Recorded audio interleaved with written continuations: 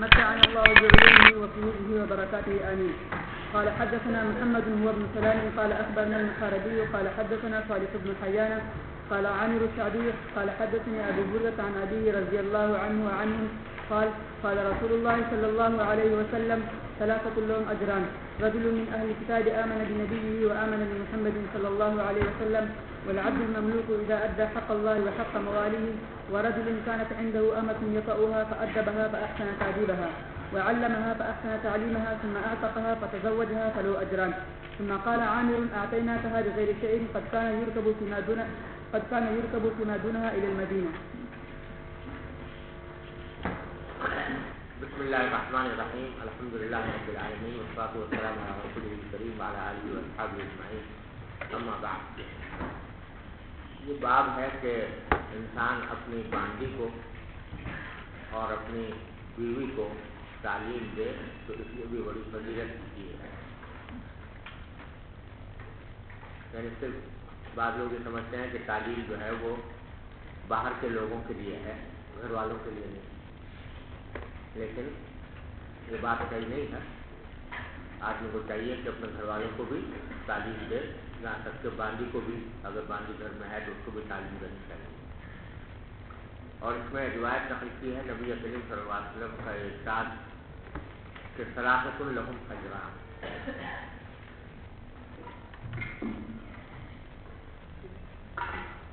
تین آدمی ایسے ہیں کہ ان کو 2 اجر ملیں گے.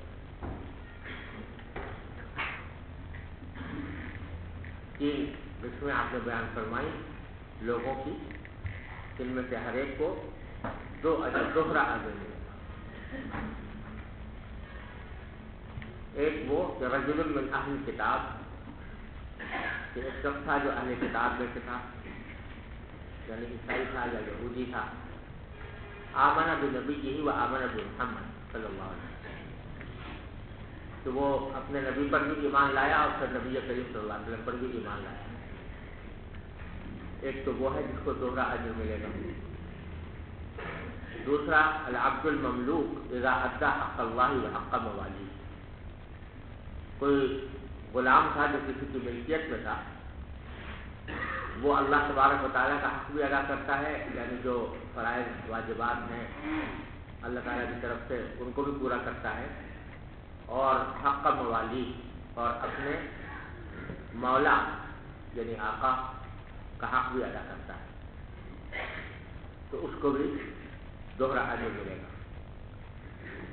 تیسرا وہ رجل کانت عنده امۃ، ایک شخص تھا جس کے پاس ایک باندی تھی، یقبھا، اس سے وہ وصولی کرتا تھا، فأدبھا فأحسن تأدیبھا، تو اس نے اس کو ادب سکھایا اور اچھی طرح ادب سکھایا، خوب اچھا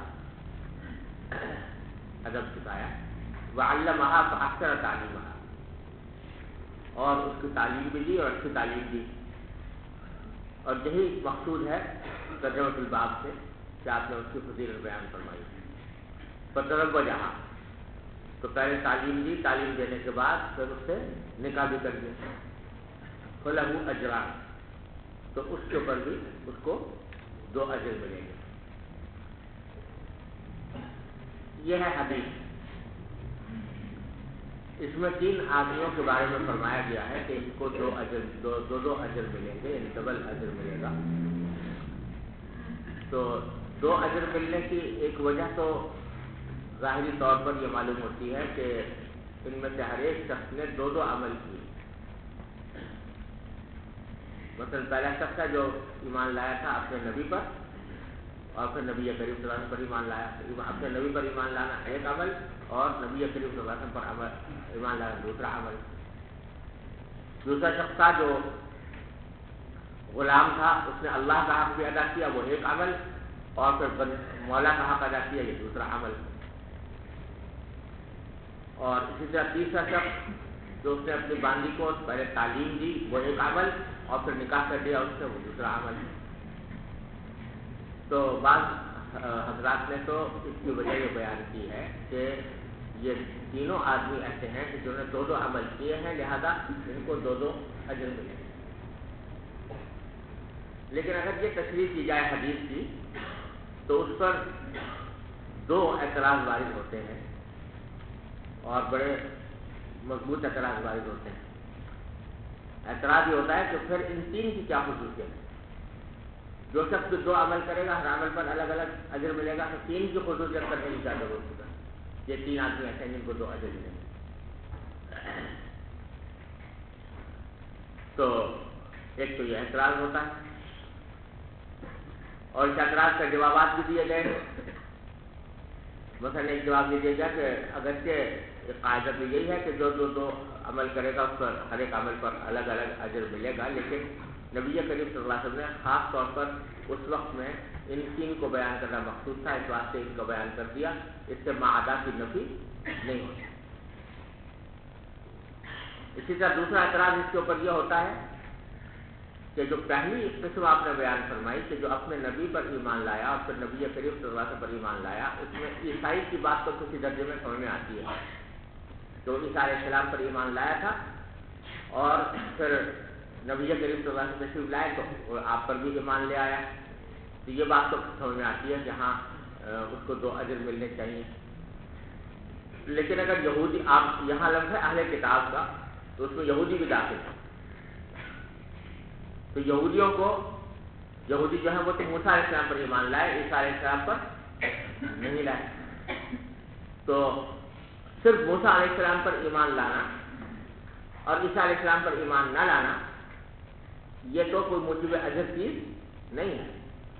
حضرت موسیٰ علیہ السلام پر ایمان بھی معتبر نہیں اگر بعد میں عیسیٰ علیہ السلام پر ایمان نہ لایا تو پھر اس کے اوپر کیوں اجر مل رہا ہے؟ سمجھ آئی بات؟ یعنی ایک شخص ہے جو موسیٰ علیہ السلام پر ایمان لایا تھا، عیسیٰ علیہ السلام پر ایمان نہیں لایا، تو اس کو موسیٰ علیہ السلام پر ایمان لانے کا بھی اجر نہیں ملنا چاہیے، اس واسطے کہ موسیٰ علیہ السلام پر ایمان لانے کا تقاضا یہ بھی تھا کہ وہ بعد میں آنے والے نبی پر بھی ایمان لائے، اور عیسیٰ علیہ السلام پر ایمان نہیں لایا، تو اس واسطے اس پر کو اجر نہیں ملنا چاہیے. یہ دوسرا اعتراض ہوتا ہے. تو اس کا بھی جواب دینے کی کوشش کی ہے بعض حضرات نے کہ در حقیقت یہودی تھا، عیسیٰ علیہ السلام پر ایمان نہیں لایا تھا، موسیٰ علیہ السلام پر لایا تھا.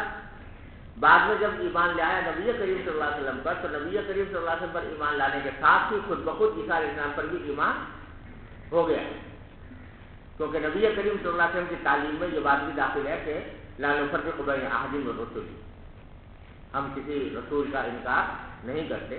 لہذا جب نبی کریم صلی اللہ علیہ وسلم پر ایمان لایا تو عیسیٰ علیہ السلام پر ایمان لانا خود بخود شامل ہو گیا، اور اس وجہ سے جو اس کی کوتاہی تھی وہ دور ہو گئی.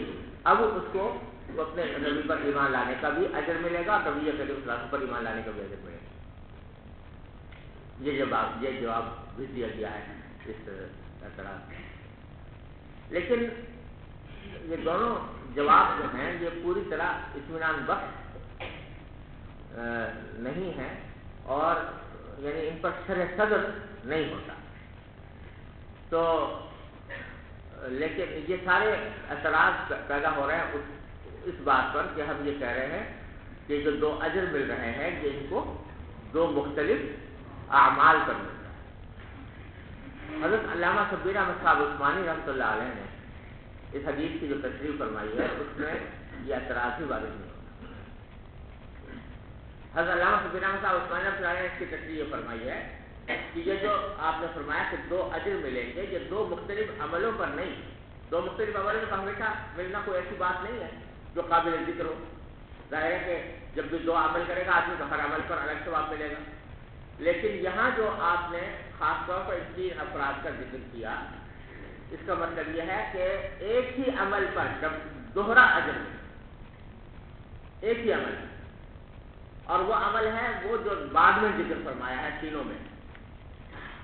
اور اس کی وجہ یہ ہے کہ جو پہلی بات ذکر کی آپ نے وہ در حقیقت اس لیے ذکر فرمائی ہے کہ یہ لوگ ایسے ہیں کہ ان کو دوسرا عمل کرنے میں بڑی سخت رکاوٹ اور مشکل تھی، لیکن اس مشکل کے باوجود انہوں نے وہ دوسرا عمل کیا.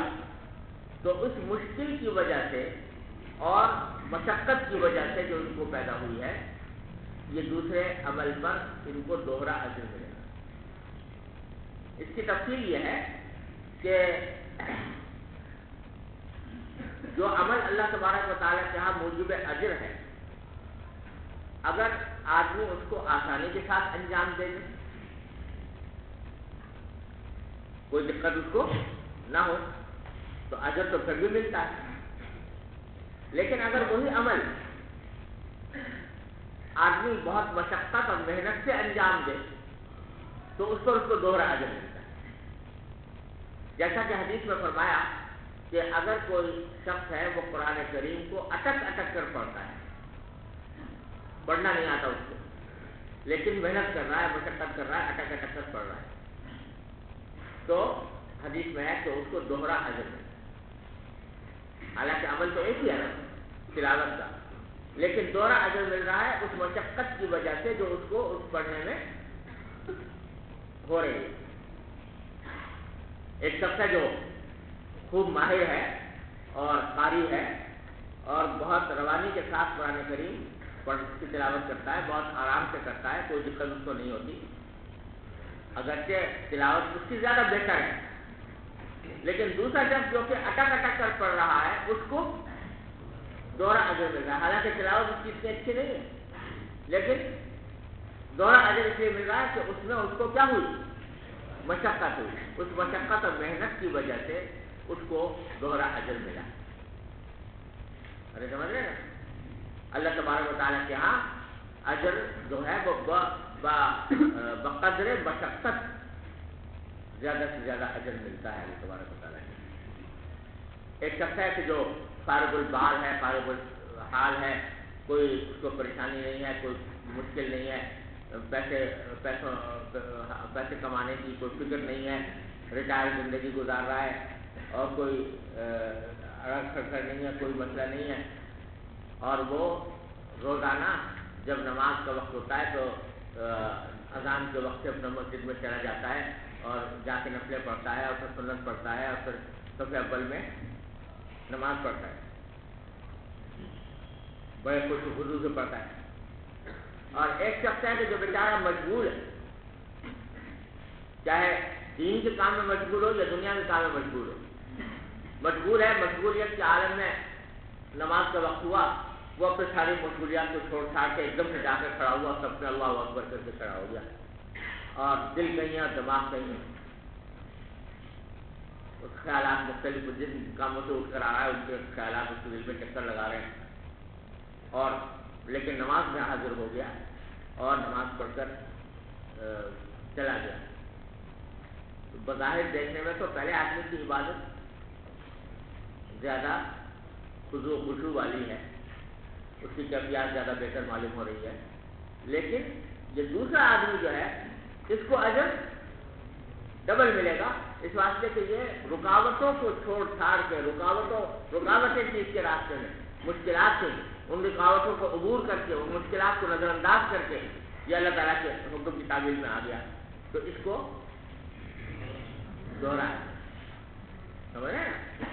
یہاں پر بھی حضرت علامہ فرماتے ہیں، علامہ عثمانی رحمۃ اللہ علیہ، کہ در حقیقت تینوں میں صورتحال یہ ہے کہ انہوں نے جو عمل کیا، دوسرا عمل، وہ بڑی رکاوٹوں کے باوجود، پہلے شخص لوگ آمن بنبی و آمن بمحمد صلی اللہ علیہ وسلم، نبی کریم صلی اللہ علیہ وسلم پر ایمان لایا اس وقت جبکہ پہلے اپنے نبی پر ایمان لا چکا تھا،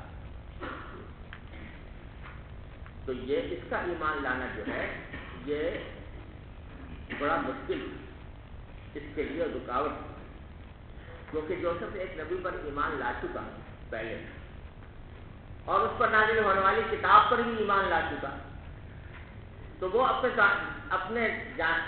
خیال میں یہ سمجھتا ہے کہ میں بالکل صحیح راستے پر ہوں، میں نے ایک نبی کی پیروی کی ہے، میں نے ایک آسمانی کتاب کی پیروی کی ہے، تو وہ اپنے آپ کو بالکل صحیح اور راہ حق پر سمجھتا ہے۔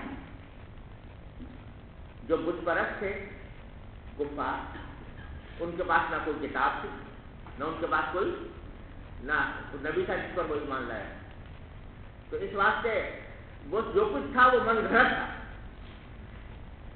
بتوں کی عبادت وغیرہ جو کرتے تھے محض اپنے دل سے گھڑ رکھے کہ بت اس کی عبادت کیا کرتا ہے، تو جو آدمی من گھڑت مذہب پر چل رہا ہو اس کو اپنا مذہب چھوڑنے میں اتنی دشواری نہیں جتنا کہ ایک ایسے شخص کو جو اپنے آپ کو کسی نبی کی طرف منسوب کرتا ہے اور جو کسی نبی کی پیروی کا دعوے دار ہے، جو کسی کتاب کی پیروی کر رہا ہے، آسمانی کتاب کی، اس کو اپنا مذہب چھوڑ کر کسی دوسرے مذہب میں آنا جو ہے بہت صاف ہوتا ہے۔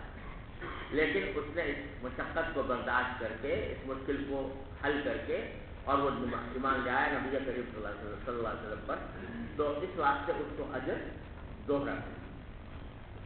بات سمجھ؟ اسی طرح ایک غلام ہے۔ اب غلام کا مسئلہ یہ ہے کہ وہ بیچارہ اپنے آقا کا تابع ہے، ہر وقت اس کو اپنے آقا کے چشم و ابرو کے اشارے دیکھنے پڑتے ہیں کہ میرا آقا کیا کر رہا ہے اور کیا حکم دے رہا ہے۔ ہر وقت اس کو یہ فکر ہے کہ کوئی آقا ناراض نہ ہو جائے۔ تو اس صورت میں اگر فرض کرو کہ نماز کا وقت ہو گیا مثلا، اور آقا نے کسی کام کا حکم دے رکھا ہے، اب اس آقا کے حکم کو چھوڑ کر اللہ تبارک و تعالیٰ کے حکم کی پیروی کرنے میں اس کو بہت مشقت ہے اور رکاوٹ ہے، لیکن وہ اس رکاوٹ کو عبور کر کے، اس مشکل کو دور کر کے وہ اللہ کا حق ادا کر رہا ہے، تو اللہ کا حق ادا کرنے میں اس کو مشقت عام آزاد آدمی کے مقابلے میں زیادہ ہے۔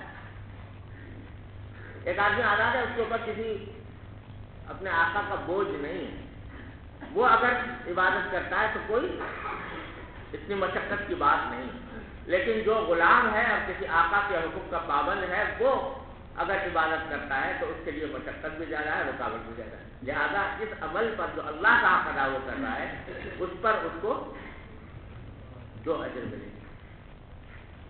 ارے سمجھو؟ اور اسی طرح تیسرا شخص کہ باندھی تھی، اس کو تعلیم بھی کی، تعلیم بھی کی، ادب سکھایا محنت سے، اور اس کے بعد اس سے نکاح کر لی۔ اس سے نکاح کرنے میں اس کو بڑی رکاوٹ کیا تھی کہ بھائی نکاح کرنے کے بعد تو بیوی کے بڑے حقوق ہو جاتے ہیں، حقوق کی ادائیگی کرنا ضروری ہوتا ہے۔ اس کو اپنی جنسی تسکین کے لیے تو نکاح کرنے کی ضرورت نہیں تھی، وہ اس کی باندھی تھی اپنی، اور باندھی ہونے کی وجہ سے فرمایا جا رہا کہ اس کا یقا ہوا، اس سے وصی بھی کرتا تھا، یعنی اس سے جنسی تسکین کا راستہ اس کے پاس موجود تھا، بغیر نکاح کی بھی کر رہا تھا۔ لیکن اب جو نکاح کیا اس نے، تو نکاح کرنے میں یہ دشواری تھی کہ بھائی میں نکاح کیوں کروں، یہ تو میری باندھی ہے، اس سے میں خدمت بھی لے سکتا ہوں، اس کو بیوی جیسے حقوق دینے کی بھی ضرورت نہیں ہے، اور اس کے باوجود میں اس سے اپنے جنسی تسکین کا راستہ بھی نکال سکتا ہوں، اس کے باوجود میں نکاح کیوں کروں؟ یہ رکاوٹ، ایک تو رکاوٹ یہ تھی۔ دوسری رکاوٹ یہ تھی کہ اہل عرب میں یہ بات بہت معیوب سمجھی جاتی تھی کہ کوئی شخص اپنی باندھی سے نکاح، بلکہ یہ مقولہ مشہور تھا کہ جو شخص اپنی باندھی سے نکاح کرے وہ ایسا ہے جیسے کہ وہ جو بدنہ لیا جاتا، بدنہ جو حرم لے جایا جاتا ہے نا، جو جانور حرم لے جایا جاتا ہے قربانی کے لیے، جیسے کہ کوئی شخص اپنے بدنے کو سواری بنا لے، سواری بنا لے بدنے کو، جیسے وہ بری بات ہے، کیونکہ وہ جانور جو ہے وہ تو در حقیقت کعبے کے لیے گیا تھا، تو اس کو اپنا ذاتی نفع کے لیے استعمال کرنا جائز نہیں ہوتا۔ تو لیکن کوئی شخص اگر اس کو اپنی سواری بنا لے جتنا وہ معیوب ہے، تو اہل عرب کا کہتے ہیں کہ اسی طرح اگر کوئی شخص اپنی بیوی اپنی باندھی کو سے نکاح کرے تو یہ معیوب ہے، سمجھے نا؟ المتزوج امتہ کالراکب بدنتہ، یہ مقولہ مشہور ہے کہ جو شخص اپنی باندھی سے نکاح کرے وہ اتنا ہی برا ہے جیسے کہ وہ شخص برا ہے جو اپنے بدنے کے اوپر سواری کرے۔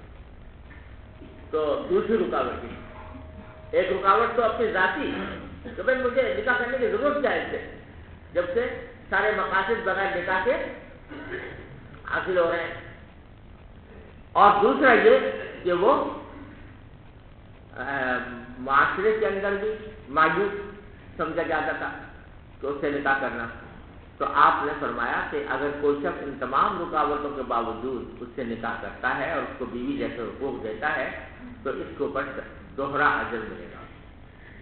ارے سمجھ رہے ہو؟ تو ان تینوں میں جو دوہرا اجر مل رہا ہے وہ دو عملوں کی بنا پر نہیں بلکہ عمل ایک ہی ہے، لیکن پہلی بات جو ذکر فرمائی ہے وہ اس لیے بیان فرمائی ہے کہ یہ پہلی بات رکاوٹ تھی اس کے لیے دوسرا عمل کرنے میں، اس رکاوٹ کو عبور کر کے اگر کوئی شخص کر رہا ہے تو اس کے اوپر دوہرا اجر ملے گا۔ سمجھ گئے؟ یہ تقریر فرمائی ہے حضرت علامہ شبیر احمد صاحب عثمانی رحمۃ اللہ علیہ نے، اور یہ بڑی یعنی دل لگنے والی تقریر ہے، اور اس کے نتیجے میں جو دو اعتراض میں نے پہلے ذکر کیے تھے وہ دونوں خود بخود شروع ہو جاتے ہیں۔ سمجھ گئے بھائی؟ اب آخر میں کہتے ہیں کہ ثم قال عامر، جب یہ حدیث بیان کر دی عامر شعبی نے، عامر سے مراد ہے عامر شعبی جو حدیث کے راوی، جب یہ حدیث بیان کرتی تو انہوں نے کہا اعطینا کہا بغیر شیء، ہم نے یہ حدیث تم کو دے دی بغیر کسی معاوضے کے اور بغیر کسی مشقت کے تمہیں مل گئی۔ وقد كان يركب فيما دونها اجل المدینہ، اور اس سے کم تر یا کم درجہ بات کو حاصل کرنے کے لیے بعض اوقات سفر کرنا پڑتا تھا مدینے تک۔ عامر شعبی کوفے میں ہے اور کوفے میں یہ حدیث سنا رہے ہیں، تو کہہ رہے ہیں کہ ہم نے تم کو بغیر کسی مشقت کے یہ حدیث سنا دی، ورنہ لوگ پہلے اس سے کم معمولی اس سے بھی کم علم کو حاصل کرنے کے لیے سفر کرنا پڑتا تھا ان کو مدینہ منورہ تک کا، تو تمہیں قدر کرنی چاہیے۔ اور یہ قول جو ہے بظاہر کو لگ رہا ہے کہ عامر شعبی نے اپنے شاگرد سے کہا، یعنی صالح بن حیان سے کہا، لیکن روایات سے معلوم ہوتا ہے کہ نہیں ایسا نہیں ہے، بلکہ اصل میں واقعہ یہ ہوا تھا کہ جس وقت صالح بن حیان نے یہ حدیث سنی تو وہ اس طرح سنی تھی کہ کوئی آدمی آیا تھا باہر سے اور وہ جب عامر شعبی کے پاس بیٹھا ہوا تھا، اور اس کو پھر حضرت عامر شعبی نے یہ حدیث سنائی اور اس سے خطاب کر کے فرمایا کہ تمہیں ہم نے بغیر کسی مشقت کے دے دی ہے یہ حدیث، ورنہ اس سے کم علم کے لیے بھی لوگ سفر کرتے تھے مدینہ تک کا۔ ارے سمجھ جاؤ؟ چلیے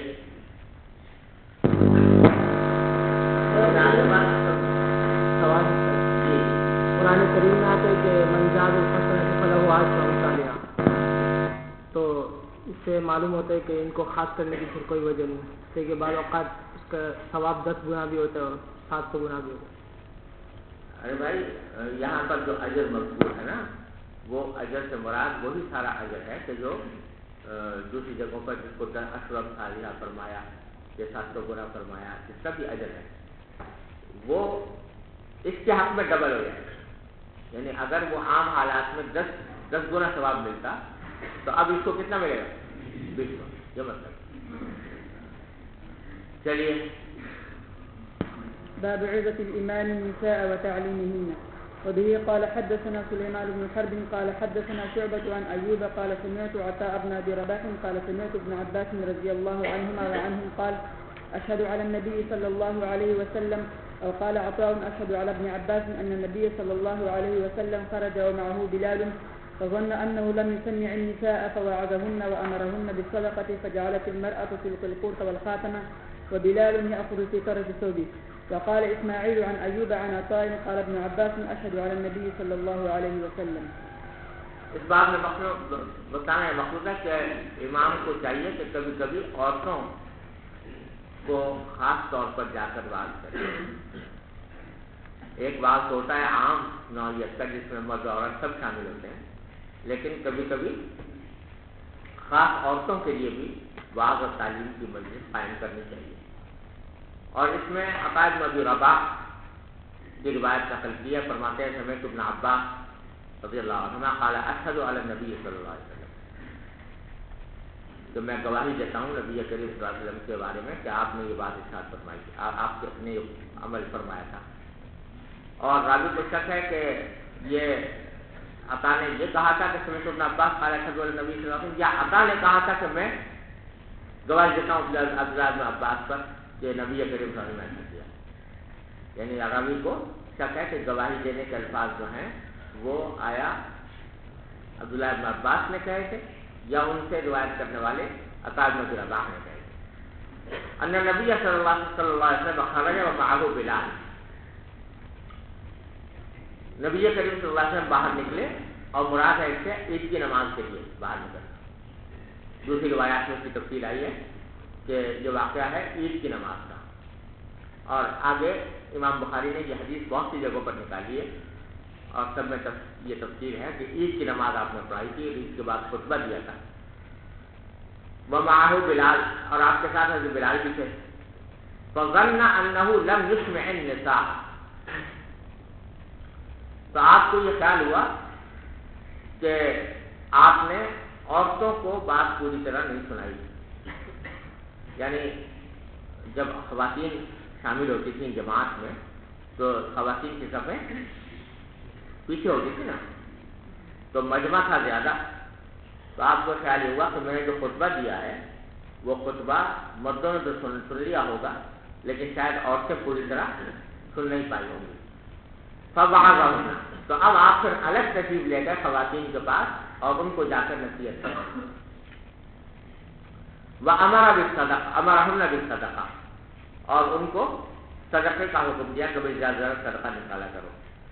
فجعلت المرأة تلقي القرط والخاتم، تو عورتیں جو ہیں وہ ڈالنے لگیں اپنے بندے اور اپنی انگوٹھیاں. قرط کا معنی بندہ جو کانوں میں پہنا جاتا ہے اور خاتم انگوٹھی. مطلب یہ کہ جب نبی کریم صلی اللہ علیہ وسلم نے صدقے پر برانگیختہ کیا اور صدقے کی ترغیب دی تو صحابیات جو ہیں انہوں نے اپنے اپنے بندے اور انگوٹھیاں نکال کر صدقے میں دینی شروع کر دی. وبلال یاخذ فی طرف ثوبہ، اور حضرت بلال رضی اللہ عنہ کو جو زیور دے رہی تھی عورتیں وہ انہوں نے اپنے کپڑے کے کنارے میں جمع کرنا شروع کر دیا. وقال اسماعیل ایوب عطا قال ابن عباس اشهد ان النبی صلی اللہ علیہ وسلم. اب یہاں اسماعیل کی روایت سے بتا دیا کہ اس میں وہ روایت زیادہ راجح معلوم ہوتی ہے جس میں عبداللہ ابن عباس نے کہا تھا کہ اشهد ان النبی صلی اللہ علیہ وسلم. جی باب الحرص على الحديث. وبه قال حدثنا عبد العزيز بن عبد الله قال حدثني سليمان عن عمرو بن ابي عمرو عن سعيد بن ابي سعيد المقبري عن ابي هريره رضي الله عنه وعنهم انه قال قيل يا رسول الله من اسعد الناس بشفاعتك يوم القيامه؟ قال رسول الله صلى الله عليه وسلم لقد ظننت يا ابا هريره الا يسالني عن هذا الحديث احد اول منك لما رايت من حرصك على الحديث. اسعد الناس بشفاعتي يوم القيامه من قال لا اله الا الله خالصا من قلبه او قال نفسي. باب الحرص علی الحدیث بتلا رہے مقصود ہے کہ حدیث حاصل کرنے میں حریص ہونا اچھی بات. مال و دولت کی حرص اچھی بات نہیں ہے، لیکن حدیث کی حرص نبی کریم صلی اللہ علیہ وسلم کی احادیث مجھے زیادہ سے زیادہ حاصل ہو جائیں اس کی حرص اچھی بات ہے. چنانچہ حدیث روایت کی ہے اس میں حضرت ابو ہریرہ رضی اللہ تعالیٰ عنہ کی. وہ فرماتے ہیں کہ قیل یا رسول اللہ، حضور اکرم صلی اللہ علیہ وسلم سے عرض کیا گیا یا رسول اللہ من اسعد الناس بشفاعتک یوم القیامہ. یہاں ابو ہریرہ اگرچہ یہ کہہ رہے ہیں کہ قیل کہا گیا حضور سے، لیکن مقصود یہ ہے کہ میں نے پوچھا تھا. یہ سوال پوچھنے والے خود ابو ہریرہ رضی اللہ عنہ کہ من اسعد الناس بشفاعتک یوم القیامہ، یا رسول اللہ آپ کی شفاعت سے سب سے زیادہ سعادت کس کو حاصل ہوگی؟ یعنی کون شخص ایسا سعید ہے دوسرے لوگوں کے مقابلے میں زیادہ سعید ہے جو آپ کی شفاعت جس کو نصیب ہو قیامت میں. قال رسول اللہ صلی اللہ علیہ وسلم، تو آپ نے فرمایا کہ لقد ظننت یا ابا ہریرہ، یا ابو ہریرہ میرا خیال یہی تھا کہ اللہ یسألنی عن هذا الحدیث احد اولا، کہ اس بات کے بارے میں مجھ سے سوال نہیں کرے گا کوئی بھی شخص تم سے پہلے. یعنی میرا گمان یہی تھا کہ یہ سوال جو ہے سب سے پہلے تم ہی کرو گے دوسرے لوگوں کے مقابلے میں. کیوں؟ لما رأیت من حرصک علی الحدیث، اس لیے کہ میں نے دیکھا ہے تمہاری جو حرص دیکھی ہے میں نے حدیث کے بارے میں، یعنی تم بڑے حریص ہو احادیث سننے کے لیے. تو اس وجہ سے مجھے گمان یہی تھا کہ یہ سوال تم سے پہلے کوئی اور نہیں کرے گا، تم ہی سب سے پہلے کرو. اور پھر آپ نے جواب دیا کہ اسعد الناس بشفاعت یوم القیامہ من قال لا الہ الا اللہ خالصا من قلبہ او قال کہ میری شفاعت کے ذریعے جو شخص سب سے زیادہ سعادت حاصل کرے گا قیامت کے دن وہ ہے جس نے لا الہ الا اللہ کہا ہو خلوص قلب کے ساتھ. جیسے لا الہ الا اللہ کہا ہو خلوص قلب کے ساتھ، اس کو میری شفاعت سب سے زیادہ حاصل ہوگی اور میری شفاعت کا سب سے زیادہ فائدہ اس کو پہنچے گا. اب یہاں یہ سوال پیدا ہوتا ہے کہ اسعد جو ہے یہ اس میں تفضیل ہے، جس کے معنی یہ ہے کہ سب سے زیادہ سعادت تو اس کو حاصل ہوگی، لیکن اس سے کچھ کم درجہ لوگ بھی ہو سکتے ہیں جو کہ جن کو شفاعت ملے رسول کریم صلی اللہ علیہ وسلم کی، اگر کہ وہ اس درجہ سعادت حاصل نہ کریں لیکن کم تر درجے کی سعادت حاصل کر سکتے ہیں. اس میں تفضیل کا یہ مطلب ہوا نا. حالانکہ سوال یہ بنا ہوتا ہے کہ جو شخص لا الہ الا اللہ کہہ رہا ہے اس سے کم تر درجہ کیا ہوگا؟ اس سے کم تر درجہ تو وہی ہوگا نا جو جس نے لا الہ الا اللہ نہیں کہا. تو اگر نہیں کہا تو اس کو تو شفاعت نہیں مل سکتی، یہ مل سکتی ہے نہیں مل سکتی. تو پھر یہاں کہا جا رہا ہے کہ جو لا الہ الا اللہ کہے وہ اسعد ہوگا، یعنی سب سے زیادہ سعادت اس کو حاصل ہوگی. تو اس سے کم تر درجہ کیا ہو سکتا ہے؟ کوئی بھی نہیں. ارے سمجھے ہو نا. اس کے جواب میں بعض حضرات نے یہ فرمایا کہ یہاں اگرچہ لفظاً صیغہ اس میں تفضیل کا ہے لیکن یہاں تفضیل کے معنی مراد نہیں بلکہ مطلق صفت مشبہہ کے طور پر استعمال ہوا ہے. سمجھے نا؟ یعنی اسعد میں تفضیل کے معنی مراد نہیں ہے بلکہ مطلق سعادت حاصل کر کہ میری شفاعت کی سعادت حاصل ہوگی ہر اس شخص کو لا الہ الا اللہ. اس میں تفضیل کے معنی مقصود نہیں. ارے سمجھو.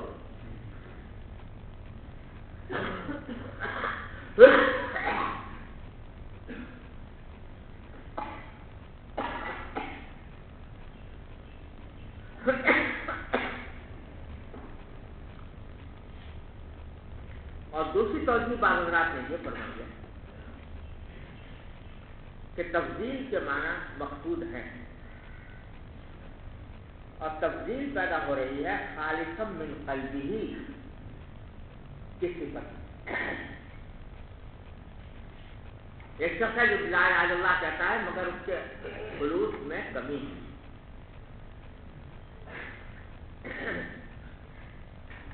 تصدیق تو کی اس نے توحید لیکن خلوص کا اعلیٰ درجہ حاصل ہے تو وہ کم تر درجہ ہے. شفاعت اس کو بھی ملے گی لیکن وہ کم تر درجہ ہوگا. اور ایک شخص ہے جس کو خلوص کا اعلیٰ درجہ حاصل ہے تو شفاعت اس کو ملے گی اور اعلیٰ درجے سے ملے گی. ویسے حدیث احادیث سے یہ بات معلوم ہوتی ہے کہ نبی کریم صلی اللہ علیہ وسلم کی شفاعت کے بھی مختلف درجات ہیں. بعض حضرات کو شفاعت ایسی اعلیٰ درجے کی نصیب ہوگی کہ اس کے نتیجے میں ان سے حساب و کتاب ہی نہیں ہوگی، بے حساب دینے سے داخل ہوگی. یہ اعلیٰ درجہ ہے. بعض ایسے ہیں کہ اپنے اعمال اور حساب و کتاب کے نتیجے میں تو ان پر جہنم واجب ہو چکی تھی اگرچہ وہ جہنم کی طرف بھگتنے کے بعد میں پھر جنت میں بھی چلے جائیں، لیکن شروع میں ان کے اوپر جہنم بازی ہو چکی تھی، لیکن نبی کریم صلی اللہ علیہ وسلم کی بات کی برکت سے وہ جہنم میں نہیں جائیں گے اور پہلے ہی مرحلے پر ان کو جنت میں داخل کر دیا جائے گا۔ تیسری قسم وہ ہے کہ جو اپنے اعمال بد کی وجہ سے جہنم میں جائیں گے، بھیجے جائیں گے، لیکن پھر نبی کریم صلی اللہ علیہ وسلم کی بات کی برکت سے پھر وہاں سے ان کو نکالا جائے گا۔ ارے سمجھو نا، تو یہ تین مختلف درجات۔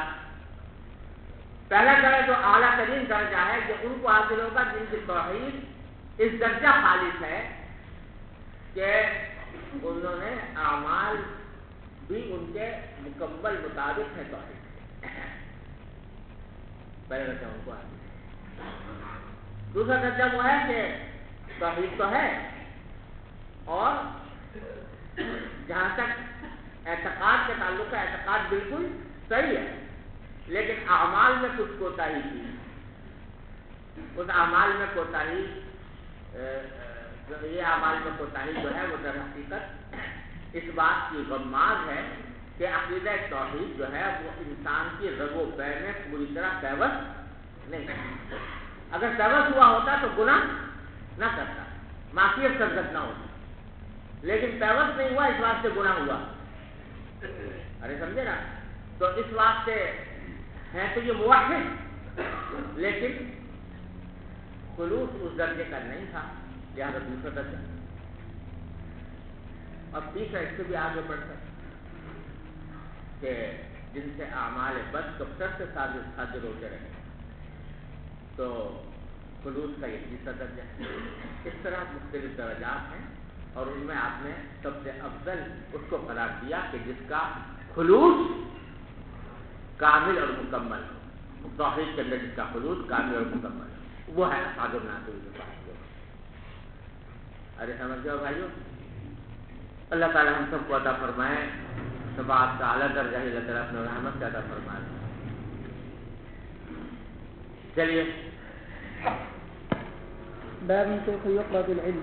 وكتب عمر بن عبد العزيز إلى أبي بكر بن حزم انظر ما كان من حديث رسول الله صلى الله عليه وسلم فاكتبه فإني خفت دروس العلم وذهاب العلماء ولا يقبل إلا حديث النبي صلى الله عليه وسلم وليخفي العلم وليجلس حتى يعلم من لا يعلم فإن العلم لا يهلك حتى يكون سرا. قال حدثنا العلاء بن عبد الجبار قال حدثنا عبد العزيز بن مسلم عن عبد الله بن دينار بذلك يعني حديث عمر بن عبد العزيز إلى قوله ذهاب العلماء. باب كيف يقبض العلم، علم کس طرح اٹھایا جائے گا۔ یہ جو پہلے حدیثیں آئی تھی نا کہ قیامت کی علامتوں میں آپ نے یہ فرمایا تھا کہ یرفع العلم یا یقبض العلم، علم اٹھا لیا جائے گا، علم دنیا میں نہیں رہے گا۔ تو بتانا چاہتے ہیں کہ یہ علم کا باقی نہ رہنا یا علم کا اٹھا لیا جانا یہ اس طرح نہیں ہے کہ علم کوئی جسم ہے جس کو اٹھا کے نظر آسمان کو لے جائے، بلکہ اس کا طریقہ یہی ہوگا کہ جو علماء ہیں وہ ختم ہوتے چلے جائیں۔ علماء جو حاملین ہیں علم کے وہ دنیا سے اٹھتے چلے جائیں گے اور جاہل لوگ باقی رہ جائیں گے۔ اس طرح ہوگا علم کا اٹھ جانا۔ اب اس میں جو امام بخاری رحمۃ اللہ علیہ ترجمۃ الباب میں تعلیقاً جو روایت نقل کی ہے وہ یہ ہے کہ حضرت عمر بن عبد العزیز رحمۃ اللہ علیہ نے ابو بکر بن حزم کو خط لکھا۔ یہ ابو بکر بن حزم جو ہیں یہ ایک گورنر تھے حضرت عمر بن عبد العزیز کے زمانے میں، ان کو خط لکھا کہ انظر ما کان من حدیث رسول اللہ صلی اللہ علیہ وسلم فاکتب، دیکھو تلاش کرو اور نبی کریم صلی اللہ علیہ وسلم کی جتنی حدیثیں ہیں ان کو لکھو۔ کیوں لکھو؟ وجہ آگے بیان فرمائی، فإنی خفت دروس العلم وذهاب العلماء، کیونکہ مجھے اندیشہ ہے علم کے مٹ جانے کا، دروس کے معنی مٹ جانا، درسا یا درسو، اس کے معنی پڑھنے کے بھی ہوتے ہیں، درس حاصل کرنا، لیکن یہاں وہ مراد نہیں ہے۔ درس یا درسو درسن و دراستن، مصدر درسن یا دراستن آئے تو معنی پڑھنے کے ہوتے ہیں، اور درس یا درسو دروسن اگر مصدر آئے تو معنی اس کے مٹ جائے۔ فإني خفت دروس العلم، کیونکہ مجھے اندیشہ ہے علم کے مٹ جانے کا، وذهاب العلماء، اور علماء کے چلے جانے کا۔ یعنی علم کیسے مٹے گا؟ جو علماء چلے جائیں گے دنیا سے، تو اس کا مجھے اندیشہ ہے، لہذا حدیثیں لکھ لو۔ یہ خط ہے جو حضرت عمر بن عبدالعزیز رحمۃ اللہ علیہ نے اپنے گورنر کو لکھا ہے، ابو بکر بن حزم کو، اور یہ ابو بکر بن حزم جو ہے یہ پوتے ہیں عمرو بن حزم۔ عمرو بن حزم رضی اللہ تعالیٰ عنہ صحابی ہیں، اور یہ ان کے پوتے ہیں، اور ان کو عمر بن عبدالعزیز رحمۃ اللہ علیہ نے کسی جگہ کا گورنر بنایا ہوا، تو ان کو خط لکھا کہ بھائی جہاں جتنی حدیثیں پاؤ ان کو اب قلم بند کروا لو۔ اور حافظ ابن حجر رحمۃ اللہ علیہ نے اسی حدیث کی شرح میں نقل کیا ہے ابو نعیم اصفہانی کے حوالے سے کہ یہ خط حضرت عمر بن عبدالعزیز نے صرف انہی کو نہیں لکھا تھا، ابو بکر بن عامر بن حزم کو، بلکہ ان کی حکومت میں جتنے عمال تھے، جہاں جہاں کہیں کہیں، جیسے کوفہ، بصرہ، شام، عراق وغیرہ وغیرہ، جہاں جہاں بھی ان کی قلم رو تھی، تو پوری قلم رو میں تمام گورنروں کو یہ ہدایات بھیجی تھی۔ گویا دوسرے الفاظ میں یہ سمجھ لو کہ یہ حضرت عمر بن عبدالعزیز رحمۃ اللہ علیہ کی طرف سے تدوین حدیث کا پہلا سرکاری سطح پر پہلا باقاعدہ اہتمام، سمجھے نا؟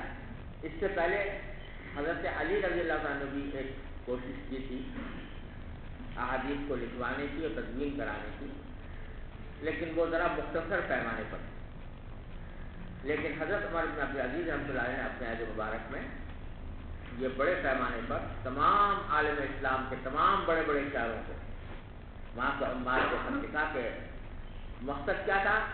مقصد یہ تھا کہ یہ ابھی تو صحابہ کرام موجود ہیں، وہ صحابہ کرام جنہوں نے احادیث براہ راست رسول اللہ صلی اللہ علیہ وسلم سے سنی ہے، لیکن اگر یہ صحابہ کرام جب دنیا سے چلے جائیں گے تو براہ راست سننے والا کوئی ہوگا نہیں، اس واسطے کہیں ایسا نہ ہو کہ یہ علم سارا ضائع ہو جائے، اس واسطے انہوں نے یہ اہتمام فرمایا، تدوین فرمائی احادیث۔ اور یہ عمر بن عبدالعزیز رحمۃ اللہ علیہ جو ہیں یہ پہلی صدی ہجری کے بالکل آغاز میں ہوئے، لہٰذا اس سے وہ ممکن حدیث کا پروپیگنڈا بالکل رد ہو جاتا ہے، جس میں وہ کہتے ہیں کہ صاحب 300 سال کے بعد حدیثوں کی تدوین ہوئی، سمجھے نا؟ یہ پہلی صدی ہجری کا واقعہ ہے۔ اس سے پہلے صحابہ کرام نے اور زیادہ اپنے انفرادی طور پر احادیث لکھی ہوئی تھی، جیسے کہ تفصیل آپ نے پڑھی ہوگی، حضرت عبداللہ بن عمرو بن عاص کو انہوں نے لکھی ہوئی تھی، حضرت برائے نے لکھی ہوئی تھی، حضرت انس نے پتہ نہیں کتنے صحابہ کرام نے لکھی ہوئی تھی، لیکن باقاعدہ سرکاری سطح پر اس کی تدوین کا آغاز حضرت عمر بن عبدالعزیز رحمۃ اللہ علیہ نے فرمایا، اور یہ پہلی صدی کے اندر ہوا ہے، لہٰذا یہ کہنا غلط ہے کہ 3 صدیوں تک تدوین نہیں ہوئی۔ ارے سمجھ گیا بھائیوں؟ آگے پھر فرمایا کہ فإن خفت دروس العلم وذهاب العلماء ولا يقبل الا حديث النبي صلی اللہ علیہ وسلم، اور قبول نہیں کی جائے گی مگر نبی کریم صلی اللہ علیہ وسلم کی حدیثیں۔ یعنی مقصود اس تدوین حدیث کا وہ یہ تھا کہ مرفوع احادیث کو جمع کیا جائے، موقوفات کو جمع کرنا اس وقت مقصود نہیں تھا۔ وَلْيُفْشُ الْعِلْمِ، اور ساتھ میں یہ ہدایت دی تھی حضرت عمر بن عبدالعزیز رحمۃ اللہ علیہ نے علماء کرام کو کہ وہ علم کو پھیلائیں، اب کا اس کی امکان تو آنا پھیلائیں، علم کو پھیلائیں، وَلْيَجْلِسُوا، اور بیٹھ جائیں، یہ دوسروں کو علم سکھانے کے لیے باقاعدہ بیٹھ جائیں، حلقہ درس جاری کریں، حتیٰ یعلم من لا یعلم، تاکہ تعلیم دی جائے ان لوگوں کو جو علم نہیں رکھتے۔ فإن العلم لا يهلك حتى يكون سرا، اور فرمایا اس لیے کہ علم جو ہے وہ ہلاک نہیں ہوتا، ضائع نہیں ہوتا جب تک کہ وہ راز نہ بن جائے۔ یعنی بعض ایسے بخیل ہوتے ہیں علم کے معاملے میں کہ علم کی باتوں کو راز رکھنا چاہتے ہیں، اپنی حد تک محدود رکھنا چاہتے ہیں تاکہ ان کی چودراہٹ قائم رہے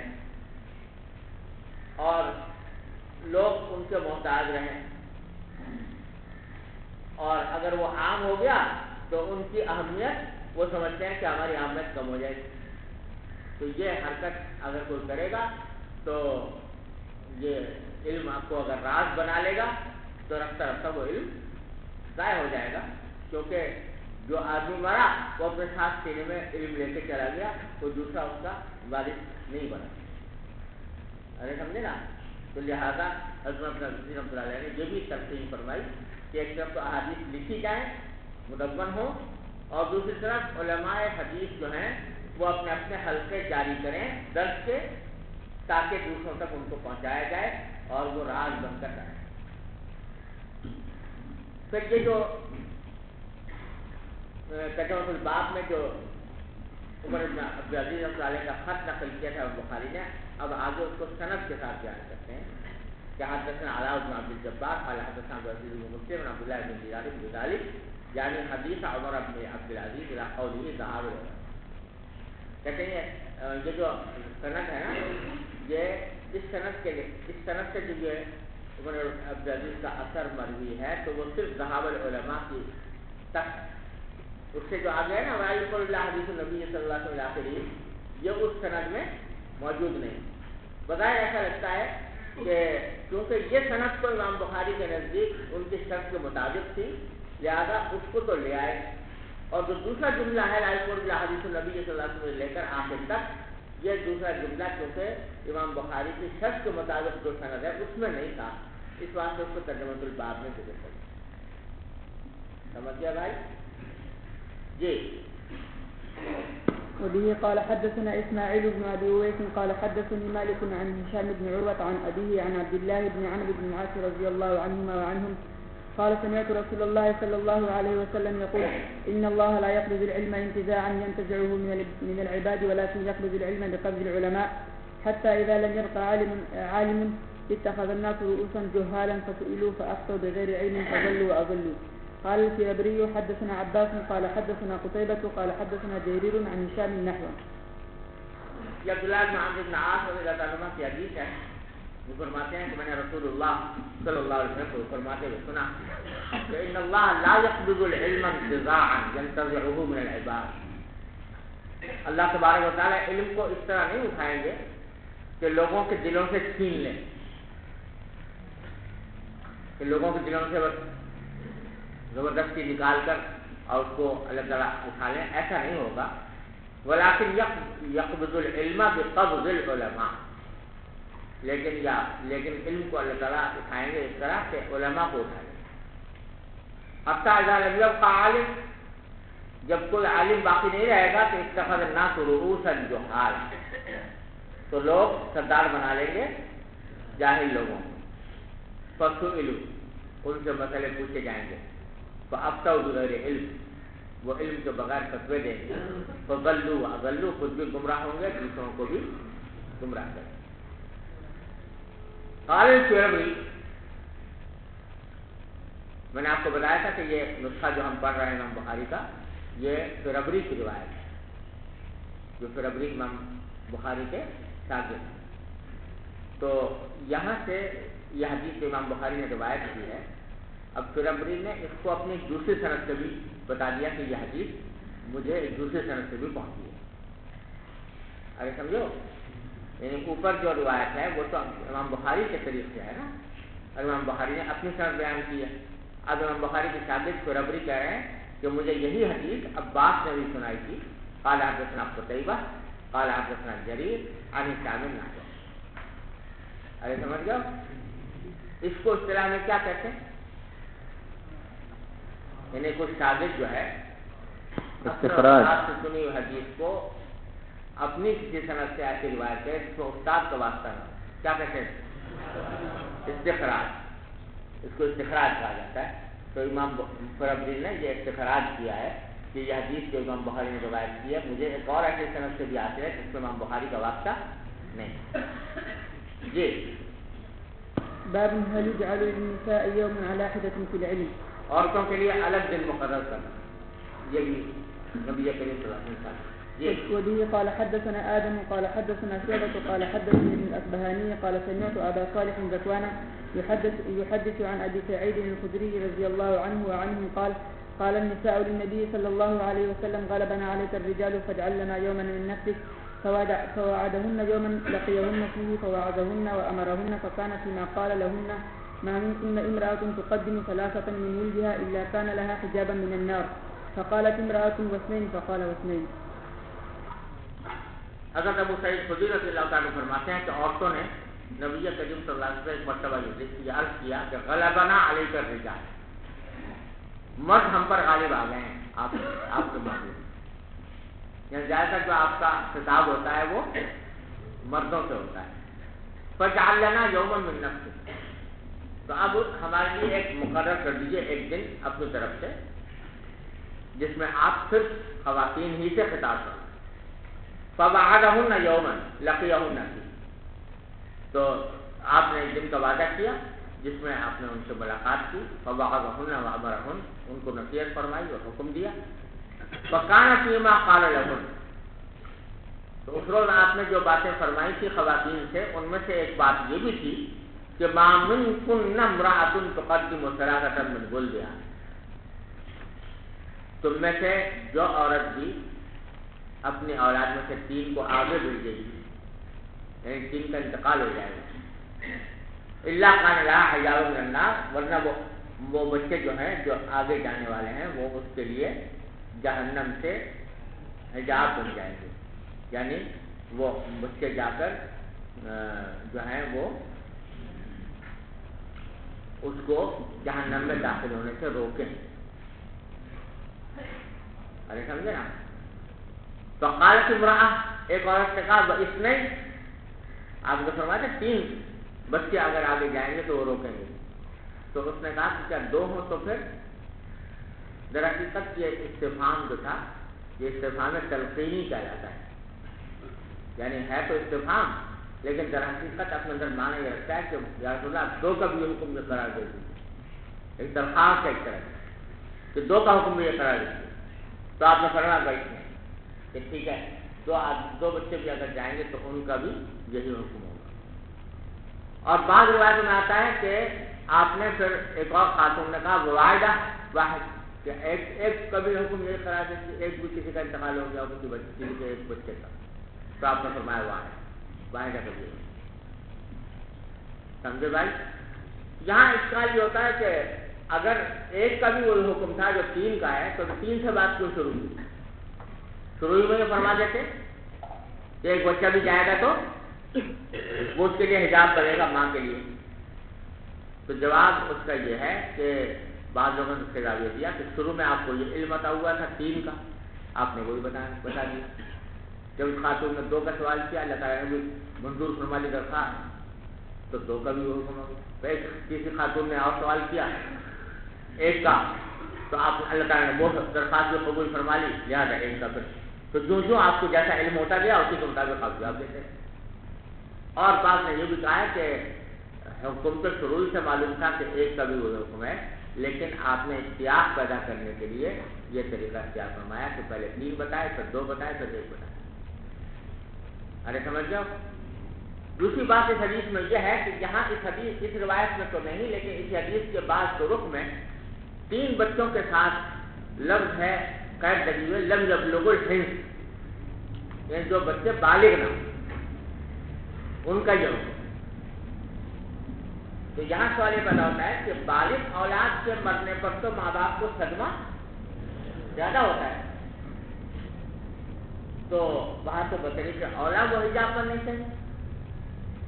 تو جواب اس کا یہ ہے کہ صدمے کے اجر کے لحاظ سے تو بے شک بالغ اولاد کے صدمے پر اجر زیادہ ہے، لیکن یہاں وہ صدمے والا اجر نہیں، بلکہ یہاں شفاعت کی بات کہ یہ بچے جو ہیں ان کو اللہ تعالیٰ شفاعت کا مقام ادا فرمائیں گے، اور یہ شفاعت بچے کی جو ہوتی ہے وہ زیادہ مؤثر ہوتی ہے۔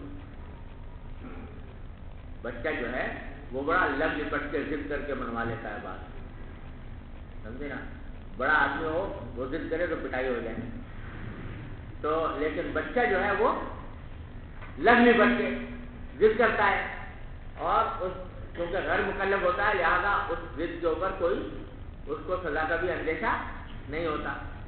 تو یہاں در حقیقت شفاعت مراد ہے کہ یتیم بچہ جس کا نابالغ بچہ جائے گا تو وہ شفیع بنے گا اس کے لیے، کہ اگر میں نہیں مانتا، مجھے میرے ماں باپ کو داخل کرو پہلے، تو وہ جو ہے وہ شفاعت کا مقام ہے جس کی وجہ سے نابالغ کی قید لگائی گئی ہے۔ باقی جہاں تک صدمے پر اجر ملنے کا تعلق ہے تو وہ اجر ظاہر ہے بالغ اولاد پر صدمہ زیادہ ہوتا ہے لہذا اس کا اجر زیادہ ہے۔ جی وبه قال حدثني محمد بن بشار قال حدثنا غندر قال حدثنا شعبة عن عبد الرحمن بن الأصبهاني عن ذكوان عن أبي سعيد رضي الله عنهم عن النبي صلى الله عليه وسلم بهذا، وعن عبد الرحمن بن الأصبهاني قال سمعت أبا حازم عن أبي هريرة رضي الله عنه وعنهم قال ثلاثة لم يبلغوا الحنث. باب من سمع شيئا فلم يفهم.